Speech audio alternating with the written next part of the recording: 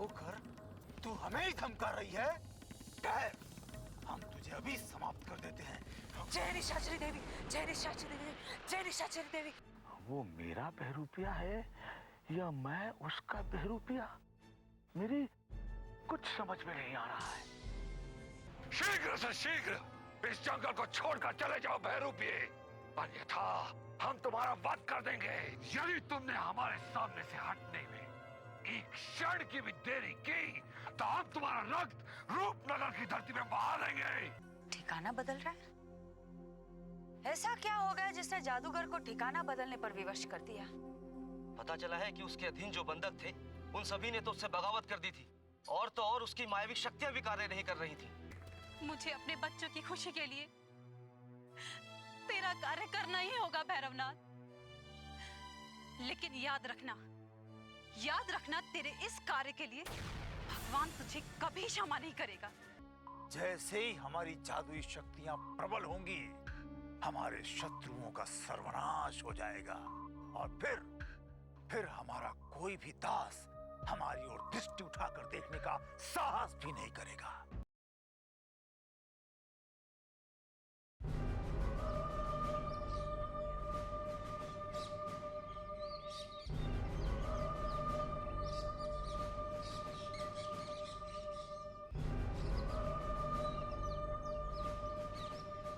एक भी मनुष्य नहीं दिखाई दे रहा। गुरुदेव मनुष्य की प्रतीक्षा कर रहे होंगे।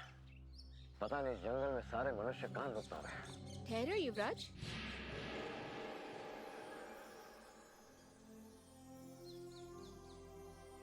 कौन हो तुम? मैं परी परागनी हूँ युवराज। क्या तुमने मुझे अभी भी नहीं पहचाना?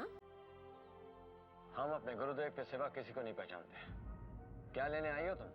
मैं तुम्हें उस पाखंडी जादूगर से मुक्त कराने आई हूँ युवराज। अभी भी समय है, छोड़ दो उस पाखंडी को, नहीं तो बहुत हानि उठानी पड़ेगी। हमारे गुरुदेव को ढोंगी और पाखंडी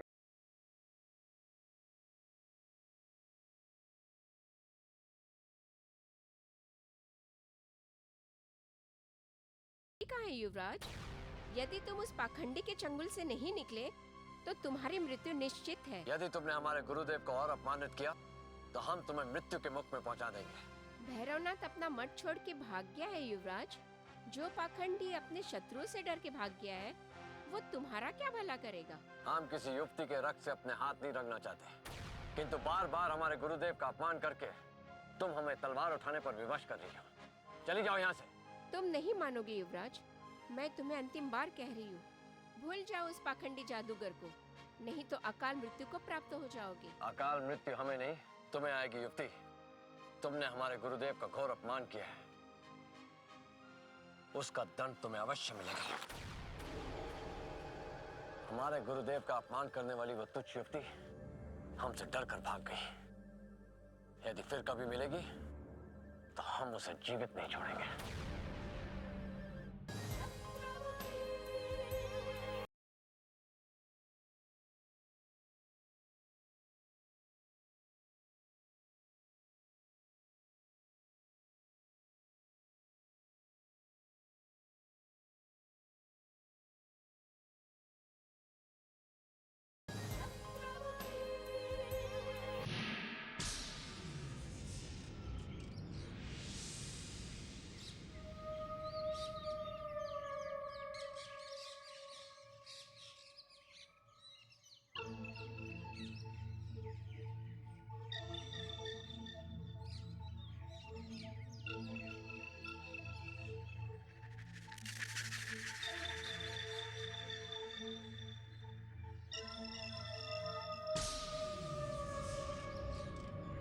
गुरुदेव,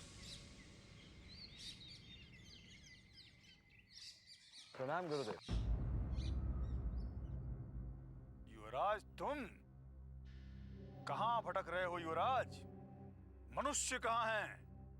तुम उन्हें पकड़कर हमारे मठ पर ला क्यों नहीं रहे हो? हम तो मनुष्य की खोज में ही भटक रहे हैं गुरुदेव, किंतु हमें पता चला है कि आप मठ छोड़कर जा रहे हैं। हम मठ छोड़कर कहीं जा रहे हैं? परंतु ये सूचना तुम्हें किसने दी? हमें जंगल में अभी अभी एक युवती मिली थी जो स्वयं को परी परागनी बता रही थी। उसने हमें बताया कि आप अपने शत्रुओं से भयभीत होकर मठ छोड़कर भाग रहे हैं। उसने हमें यह भी बताया कि आप एक ढोंगी और एक मक्कार हैं। तुम्हें जो युवती मिली थी वह स्वयं ही कोई मक्कार होगी और संभवतः हमारी शक्तियों से भयभीत होगी, इसीलिए तुम्हें हमारे विरुद्ध भड़का रही होगी। हमने भी यही समझा था गुरुदेव, इसलिए उस युवती को मारने के लिए हमने अपनी तलवार से वार भी किया था, किंतु वो न जाने कहां लुप्त हो गई। तुम चिंता मत करो युवराज, उसे तो हम कहीं से भी ढूंढकर समाप्त कर देंगे। अवश्य ही हमारे किसी शत्रु ने उसे यहाँ भेजा होगा।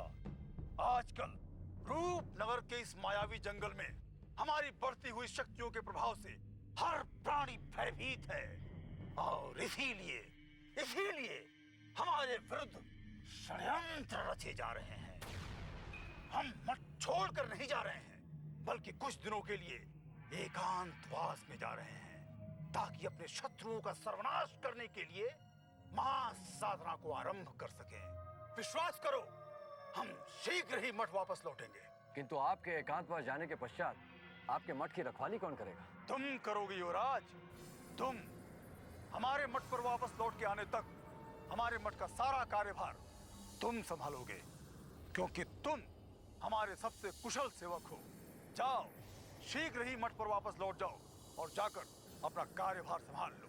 जो आज्ञा गुरुदेव। आप निश्चिंत रहिए, आपके लौट आने तक हम आपके मठ की कार्यभार संभालेंगे। प्रणाम। यही हुआ। परी परागिनी को हमारी गुप्त योजना की सूचना कैसे ज्ञात हो गई? आज के पूर्व हमारी किसी भी गुप्त योजनाओं की सूचना किसी को नहीं मिली, फिर आज इतनी महत्वपूर्ण सूचना बाहर कैसे चली गई? क्या सोच रहे हो ढोंगी जादूगर? मैं यहाँ हूँ। अच्छा, तो परी परागिनी यहाँ है। हम देखते हैं आज ये हमसे बचकर कैसे निकल।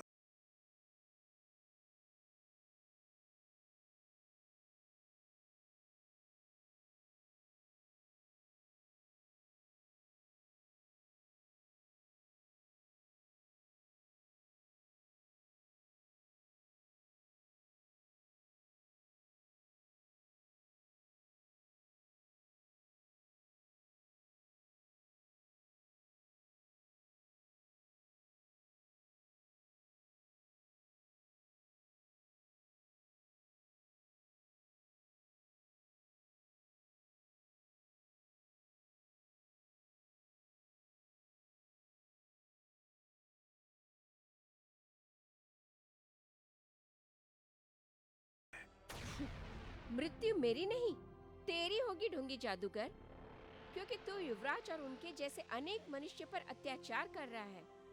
बेचारा युवराज अपने भाई को खोजने के लिए यहाँ पर आया था, तो उसे मुक्त कर दे, अन्यथा तुझे नर्क में भी स्थान नहीं मिलेगा। परी परागिनी, जो एक बार हमारे जाल में फंस जाता है, हमारे जाल से मुक्त नहीं हो पाता है। हम तुझे चेतावनी दे रहे हैं, हमारे भक्तों को भड़काना बंद कर दे, इसी में तेरी भलाई है। तेरा कोई भी भक्त नहीं है विचित्र सेन, तू कोई तांत्रिक नहीं है, अपितु अपने देश से निकाला हुआ एक तुच्छ जादूगर है। अपने तांत्रिक होने का भ्रम फैलाकर तूने सबको भयभीत अवश्य कर दिया है, लेकिन तेरा ये भ्रम अधिक समय तक नहीं चलेगा। परी परागिनी, एक लंबे समयांतराल के पश्चात किसी ने हमको हमारे वास्तविक नाम से पुकारा है। हम प्रसन्न हुए, किंतु तुम्हारी इस बात को कि हम तांत्रिक नहीं हैं, कोई विश्वास नहीं करेगा कि हम जादूगर विचित्र सेन हैं। तेरे पापों का घड़ा भरने वाला है विचित्र सेन।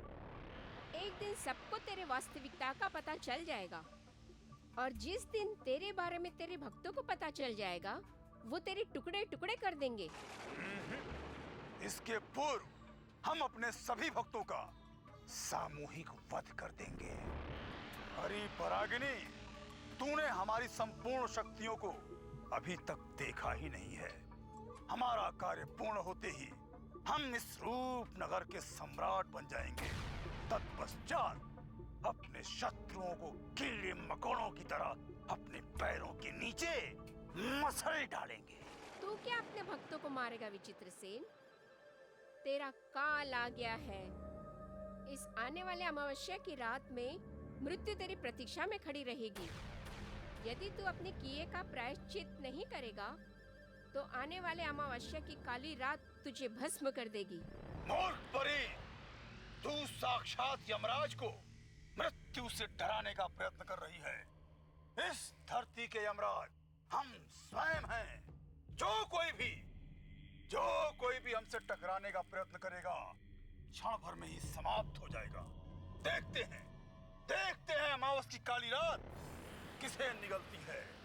यदि तू रूपनगर का जंगल छोड़कर अपने स्थान पर वापस नहीं गई तो अमावस की काली रात को हम स्वयं तुझे समाप्त कर देंगे। जब किसी का विनाश आता है तो उसकी बुद्धि पलट जाती है।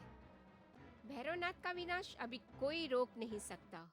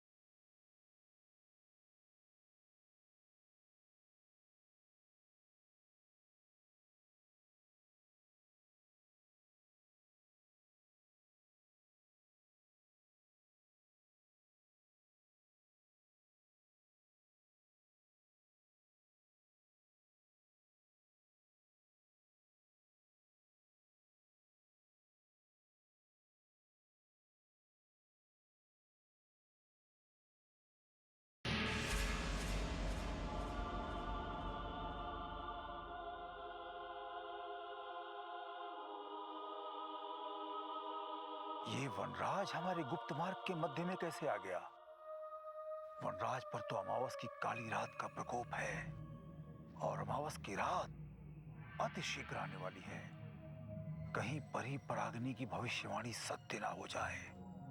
हमें तत्काल इस दैत्य सम्राट की दृष्टि में आने से पूर्व ही यहां से बचकर निकल जाना चाहिए।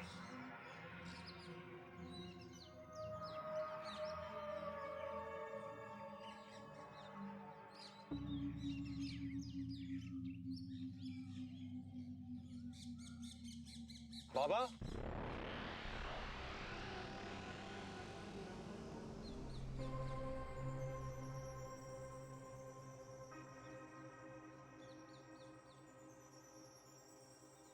बाबा, आप मुझे देखकर छुटने का प्रयत्न तो कर रहे थे। नहीं दैत्य सम्राट, हमने आपको देखा ही नहीं था। आप अचानक यहाँ कैसे? पता नहीं भटकते भटकते मैं कहाँ गया हूँ, किंतु इतना अवश्य जान गया कि इस कठिन समय पर आप भी मुझसे छुपने का प्रयत्न कर रहे हैं। नहीं दैत्य सम्राट, आप तो हमारे स्वामी हैं। आपके चरणों में हमारा स्वर्ग है। फिर हम आपसे दूर जाने की बात कैसे सोच सकते हैं? विश्वास कीजिए, हमने आपको देखा ही नहीं था। आप अभी भी असत्य कह रहे हैं। मेरी किसी से कुछ छुपा नहीं है। आप जानते हैं मैं कोई साधारण मनुष्य नहीं हूँ। जो भी मेरे विरुद्ध जाता है उसकी मृत्यु निश्चित है। हम जानते हैं दैत्य सम्राट, आपके विरुद्ध जाने वाला जीवित नहीं रह सकता है।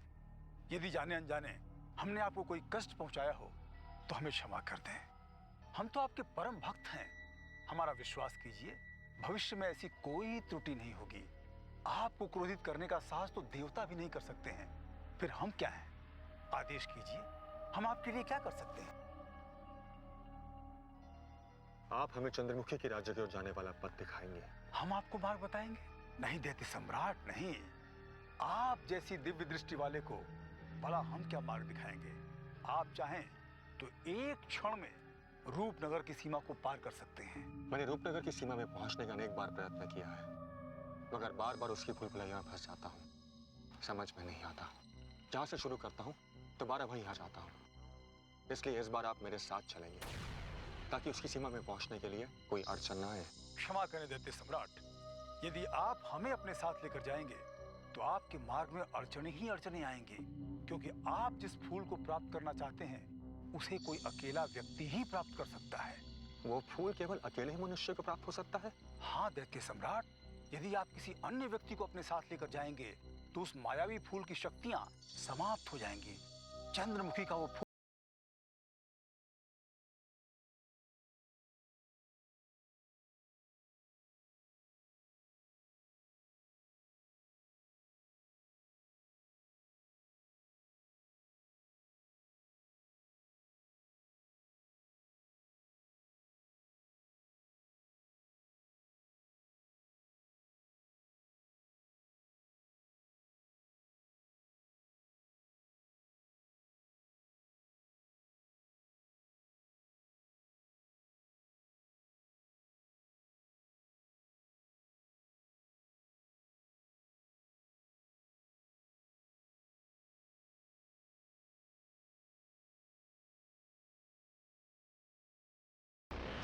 चलता हूँ।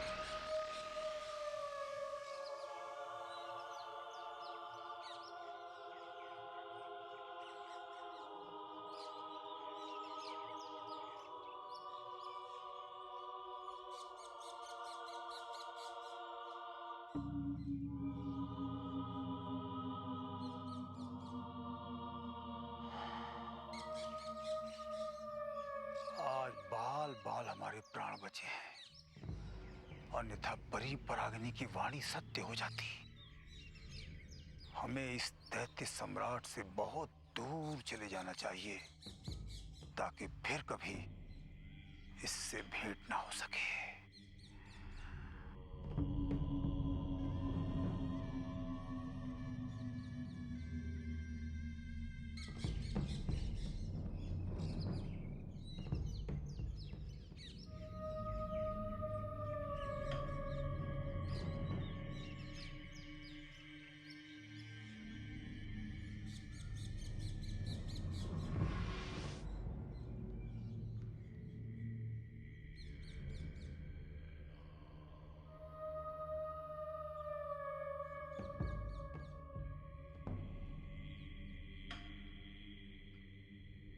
जादूगर,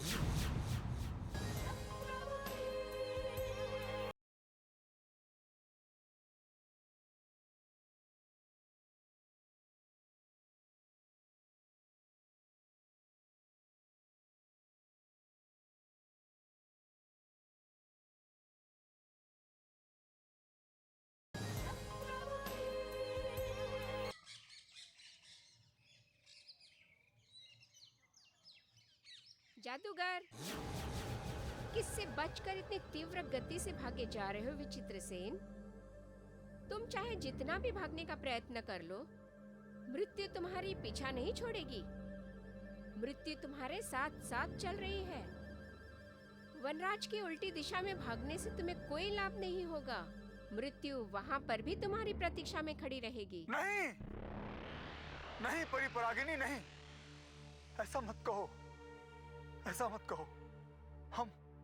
हम तुमसे क्षमा मांगते हैं।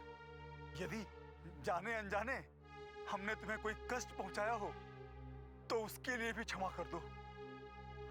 देखो, हम अभी मृत्यु का सामना नहीं करना चाहते हैं। हमारे प्राण बचा लो। मैं किसी का प्राण छीनने वाली या प्राण दान देने वाली कोई अलौकिक शक्ति नहीं हूँ। कोई भी मनुष्य अपने कर्मों से मृत्यु के द्वार तक पहुँचता है। तुमने भी बुरे कर्म किए हैं, इसीलिए तुम्हारे ऊपर मृत्यु का कोप है। हम तुम्हें विश्वास दिलाते हैं कि आज के पश्चात हम कभी कोई भी ऐसा कार्य नहीं करेंगे जिससे हम पर ऐसा संकट आए। मृत्यु से बचने का हमें कोई उचित उपाय बता दो। हमारा विश्वास करो, हम सबका उपकार करेंगे, किसी को नहीं सताएंगे, हम कभी किसी को कष्ट नहीं देंगे। हमें इस संकट से बचा लो, हमें बचा लो परी परागिनी। तुम्हारा प्रायश्चित ही अभी तुम्हें बचा सकता है विचित्र सेन। यदि तुम अपने मन से अपने पापों को स्वीकार करके ईश्वर से क्षमा मांगोगे तो हो सकता है कि तुम्हारे प्राण बच जाए। हम प्रतिज्ञा करते हैं कि भटके हुए मनुष्यों की सहायता करेंगे। हम आज से अपना नया जीवन आरंभ करना चाहते हैं। हमें अपने जीवन का दान चाहिए। हम मृत्यु को प्राप्त नहीं होना चाहते हैं। मृत्यु को प्राप्त नहीं होना चाहते। यदि तुम मृत्यु से बचना चाहते हो तो तत्काल पूर्व दिशा की ओर चले जाओ। याद रखना, यदि तुम मनुष्यों का भला करोगे तभी तुम्हारा भला होगा, अन्यथा मृत्यु तुम्हारी निश्चित है।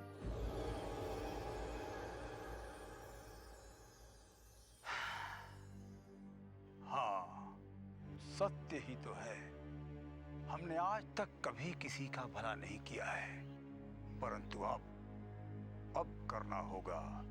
और सर्वप्रथम हम उन मनुष्यों का भला करेंगे जिन्हें हमने अपने अधीन किया हुआ है। आज हम उन्हें स्वतंत्र कर देंगे। स्वतंत्र नहीं। जय महाकाल। यदि हमने अपने अधीन मनुष्यों को स्वतंत्र कर दिया तो राजकुमारी चंद्रमुखी को प्राप्त करने और रूपनगर का सम्राट बनने का हमारा स्वप्न टूटकर बिखर जाएगा। वनराज को अकेला छोड़कर हमने वैसे ही बहुत बड़ी भूल कर दी है। यदि हम उसके साथ निकल गए होते तो उसको अपनी ढाल बनाकर शीघ्रातिशीघ्र रूपनगर पहुंच सकते थे।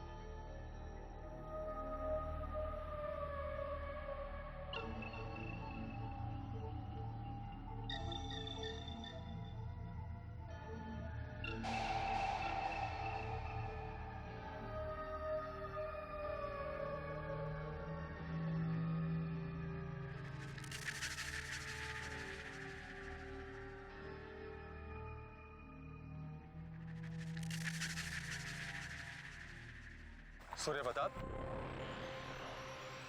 मनुष्य, बहुत समय के पश्चात मनुष्य मिला है। मनुष्य? क्या तुम मुझे भूल गए हो राज? नहीं, हम मनुष्य को कभी नहीं भूलते। लगता है तुम अपने पथ से भटक गए हो। यदि तुम्हें सही पथ पर लौटना है तो हमारे गुरुदेव से मिलना होगा। गुरुदेव से मिलना होगा? किंतु क्या तुम्हें याद नहीं कि हम दोनों पहले भी मिल चुके हैं? नहीं, हमें कुछ नहीं याद आ रहा है। हमें तो ये लगता है कि यह हमारी प्रथम भेंट है। क्या सोच रहे हो पथिक? यदि तुमने हमारे गुरुदेव की सहायता नहीं ली तो जीवन भर यहीं भटकते रहोगे। हमारे गुरुदेव बहुत दयालु हैं। मैं गुरुदेव से मिलने से पूर्व ये जानना चाहता हूँ कि उनका नाम क्या है और कौन है वो? गुरुदेव का नाम तो हम भी नहीं जानते, किंतु इतना बता सकते हैं कि रूपनगर के जंगलों के सम्राट हैं। उनका मठ यहीं समीप में है। क्या तुम उस तांत्रिक की बात तो नहीं कर रहे जो पश्चिम दिशा के मठ पर रहता है? नहीं, हमारे गुरुदेव कोई तांत्रिक नहीं, वो एक महामानव है, महापुरुष है वो। चलिए हम आपके दर्शन भी उनसे करवा देते हैं। आपके कष्ट भी क्षण भर में दूर हो जाएंगे। युवराज, आप यहाँ हैं? हम कब से आपको खोज रहे हैं। गुरुदेव ने हमें याद किया।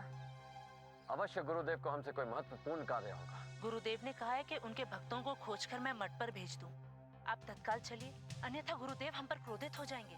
नहीं, आज गुरुदेव बहुत प्रसन्न होंगे, क्योंकि आज हम उनके दर्शन इनसे करवाने वाले हैं।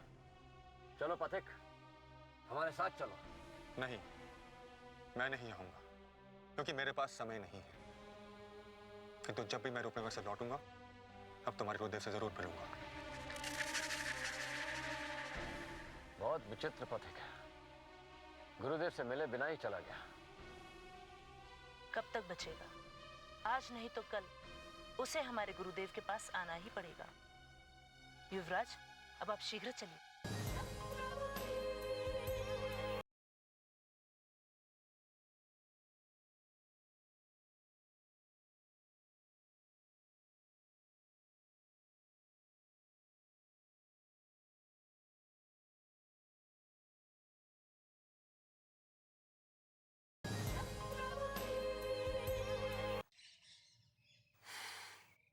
क्या बात है जोरावर, बहुत चिंतित दिखाई दे रहे हो।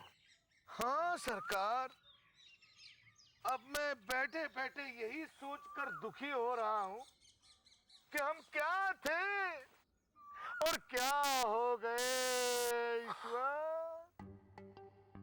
अलकापुरी राज्य से बाहर और अलकापुरी से दूर होकर हमने तो अपनी पहचान ही खो दी है। अरे यहाँ इस जंगल में भिक्षुकों की भांति भटक भटक कर, अरे हमें तो कोई पूछने वाला ही नहीं है सरकार। न जाने कौन से जन्म में ऐसा पाप किया था जिस पाप का दंड इस जन्म में भोगना पड़ रहा है। तुम ठीक कह रहे हो जोरावर।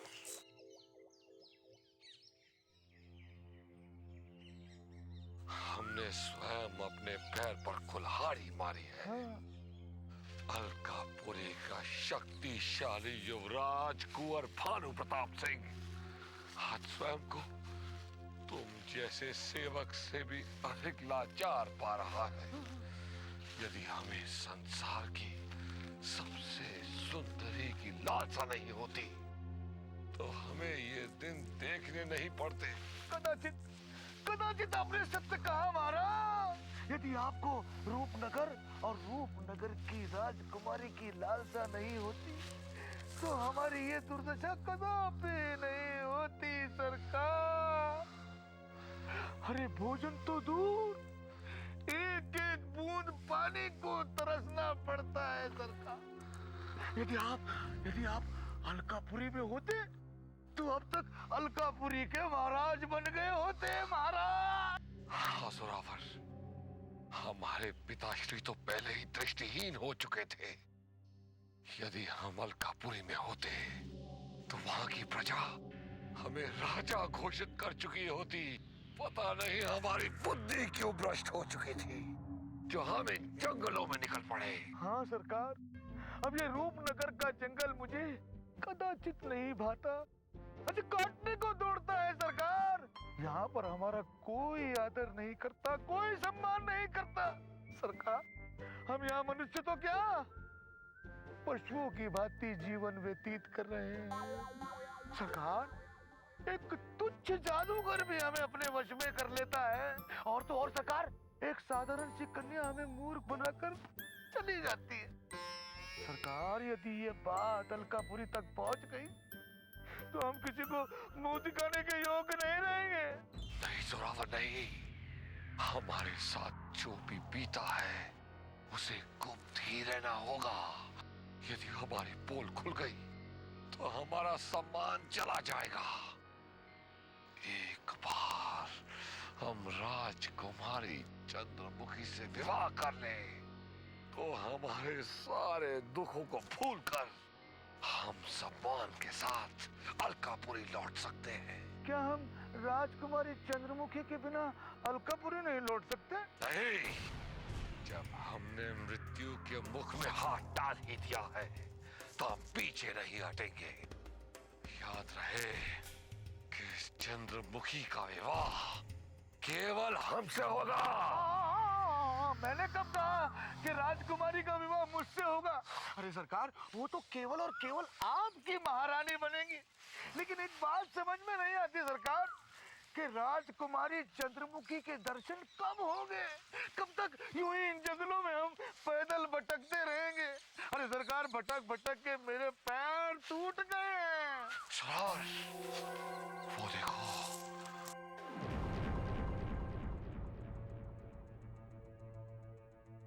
वो युवती गई वही तो नहीं? जो हमें बार बार छल रही है, बार बार मूर्ख बना रही है। नहीं नहीं सरकार, वो युवती तो किसी हाथी की पुत्री लगती थी, किंतु इस युवती को देखकर ऐसा नहीं लगता। ये तो लकड़ी की भांति लगती है, और देखिए ना, लकड़ी भी चुन रही है। इसका तात्पर्य ये हुआ कि ये हमारी सहायता कर सकती है। चलो जोरावर, इससे सहायता लेंगे। चलो। ए युवती, युवराज आप? युवराज, ये तो हमें जानती है जोरावर। सरकार, ये आपको कैसे जानती है? आश्चर्य, रूपनगर के इन जंगलों में हमें कोई जानता भी है। युवराज भानु प्रताप सिंह को कौन नहीं जानता है? आप हमारे अलकापुरी नरेश के एक लौते सुपुत्र कुंवर भानु प्रताप सिंह है युवराज। इसका तात्पर्य ये हुआ कि तुम भी अलकापुरी की रहने वाली हो युवती, इसीलिए तो हमारी सरकार के बारे में इतना सब कुछ जानती हो। आप ठीक कह रहे हैं हुजूर, मैं अलकापुरी राज्य में ही निवास करती हूँ। यदि तुम अलकापुरी में निवास करती हो तो रूपनगर के इस जंगल में लकड़ियां चुनने क्यों आई? रूपनगर के जंगल में? ये आप क्या कह रहे हैं? ये रूपनगर का जंगल नहीं है, ये अलकापुरी का जंगल है। ये क्या कह रही हो तुम?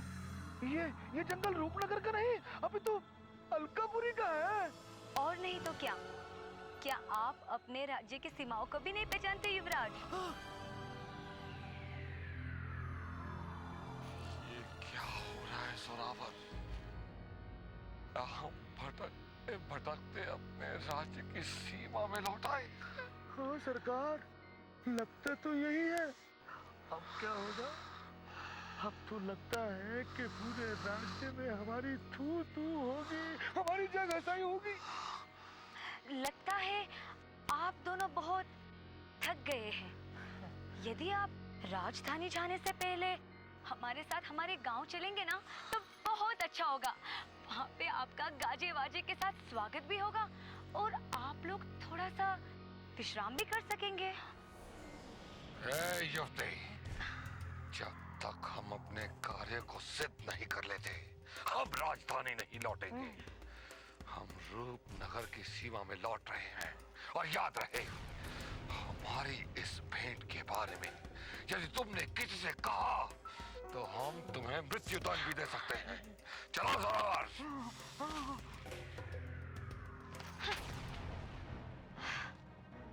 मैं तो कुछ नहीं कहूंगी, अपितु तुम दोनों को अपनी असलियत बताऊंगी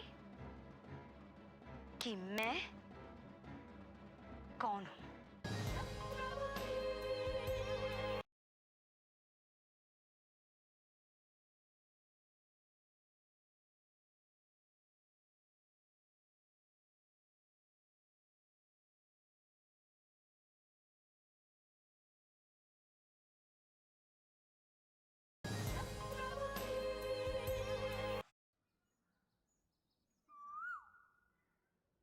सरकार, हमारे ग्रह नक्षत्र हमसे विपरीत दिशा में चल रहे हैं।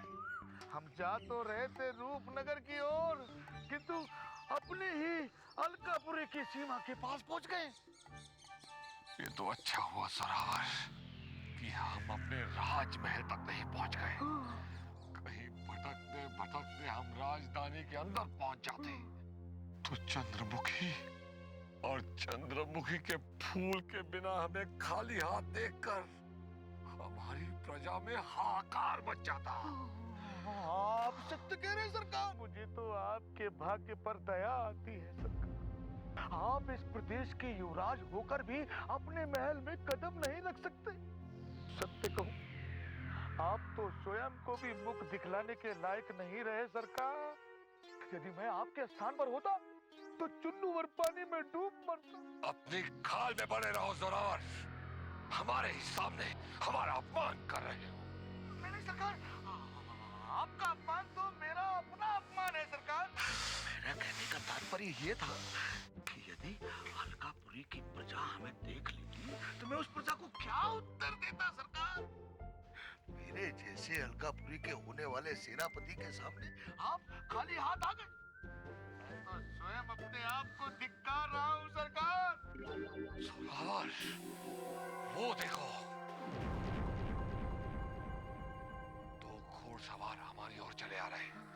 उन्हें रुकने का आदेश दो। पथिक! पथिक! सुनिए, वो हमारे युवराज हैं। हम रूपनगर के पथ पर भटक गए हैं।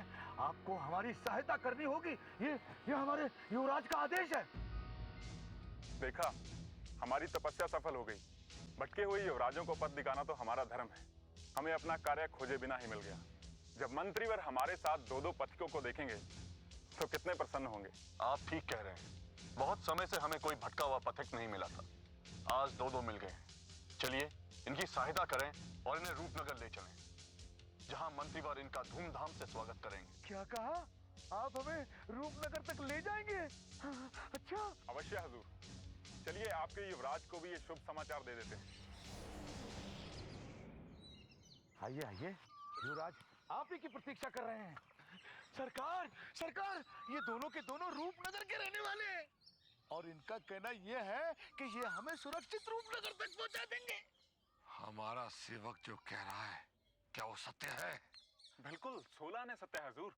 हम आपको पूरे सम्मान के साथ राजमहल ले चलेंगे। चलिए, आप हमारे साथ चलिए। चलो।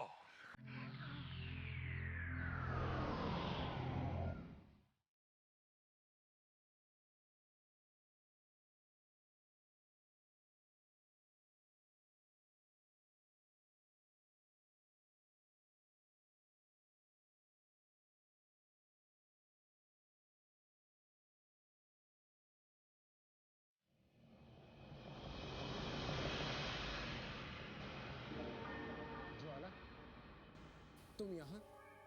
हमें यहाँ देखकर इतना चौंक क्यों गए? माना कि आजकल तुम जो योजनाएं बना रहे हो उसमें तुमने हमें शामिल नहीं किया, किंतु क्या अब तुम्हारे कक्ष में आने के लिए भी हमें किसी की आज्ञा लेनी पड़ेगी? ये तुम कैसी बातें कर रही हो ज्वाला? महल में तुम हमारी सबसे भरोसेमंद साथी हो। आज तक हमने जो भी गुप्त योजना बनाई है उसमें तुम्हारी सलाह अवश्य ली है। फिर तुम इतनी चिंतित क्यों दिखाई दे रही हो? झूठ। ज्वाला से अब तुम झूठ बोलने लगे हो कुंवर। अभी कुछ देर पहले जो तुमने गुप्त योजना बनाई थी उसके बारे में सारा महल जान गया, किंतु अभी तक ज्वाला को नहीं बताया गया। सारा महल जान गया? ज्वाला, हम महल लौटते ही इस गुप्त सूचना के बारे में तुम्हें बताने ही वाले थे, किंतु इससे पहले तुम्हें स्वयं ही पता चल गया। बहाने मत बनाओ कुंवर। हमें तो ऐसा लगता है कि अब तुम हमसे किनारा करके किसी और के साथ गुप्त योजनाएं बनाने लगे हो। हमने तो तुम्हारे लिए अपने प्राण तक न्यौछावर करने के सपने देख लिए थे, किंतु हमें लगता नहीं है कि अब तुम्हारे हृदय में हमारे लिए कोई उच्च स्थान बचा है। नहीं ज्वाला, हमारे हृदय में तुम्हारे लिए उच्च स्थान बना हुआ है। रूपनगर में हम यदि सबसे ज्यादा किसी को चाहते हैं तो वो तुम हो। यदि तुम ना होती तो हम कब के टूट चुके होते। पता नहीं ये सत्य है या मिथ्या, किंतु जब हमें तुम्हारे गुप्त रहस्य के बारे में पता चला था तो जैसे हमारे पैरों तले तो जमीन ही निकल गई थी। यदि तुमने हमें अपनी योजना में शामिल किया होता तो ये रहस्य महल में किसी के आगे न खुलता। हमारा विश्वास करो ज्वाला, विजेंद्र और सूर्य प्रताप को पकड़ने की योजना हमने अति शीघ्र बना ली थी। यदि हमारे पास थोड़ा भी समय होता तो हम तुम्हें अवश्य बुलाते, परंतु तुम बुरा मत मानो ज्वाला, तुम्हारे होने से हमें एक नई शक्ति मिलती है। देखना, जैसे ही इस महल की बागडोर हमारे हाथों में आ जाएगी हम तुम्हें महामंत्री का पद देंगे। हमें चिंता अपने पद की नहीं है, तुम्हारे प्राण और अधिकारों की है।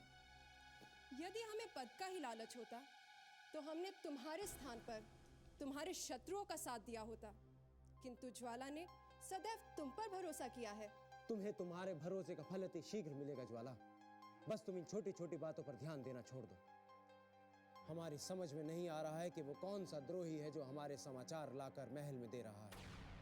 बस तुम उस द्रोही का पता लगाओ, फिर देखना हम उसे ऐसे तड़पा तड़पा कर मारेंगे कि कोई भी हमारे विरुद्ध मुंह खोलने का साहस नहीं करेगा।